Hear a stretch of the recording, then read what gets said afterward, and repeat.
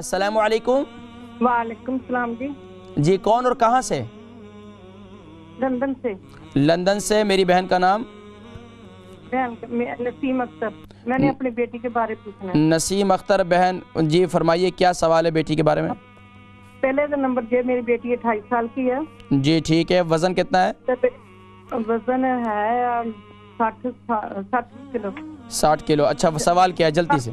60 का मतलब है ਉਹਦੇ ਨਾ ਪੀਰੀਅਡ ਜਿਹੜੇ ਹੈ ਨਾ ਦਵਾਈ ਖਾਂਦੀ ਹੈ ਤੇ ਉਹਦੇ ਪੀਰੀਅਡ ਆਉਂਦੇ ਨਹੀਂ ਤਾਂ ਨਹੀਂ ਆਉਂਦੇ। मैं भी शादी नहीं की बच्ची ਦੀ।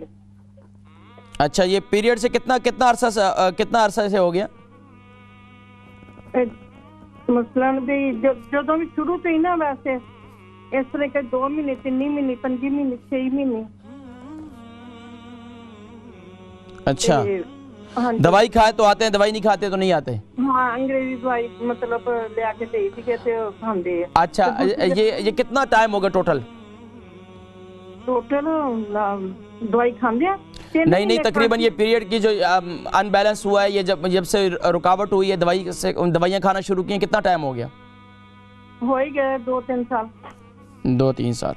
हाँ पहले शुरू हो गया थी। देखिए जी अब क्या होता है बच्चियों के बसा औकात हार्मोन्स की चेंजिंग हो जाती है।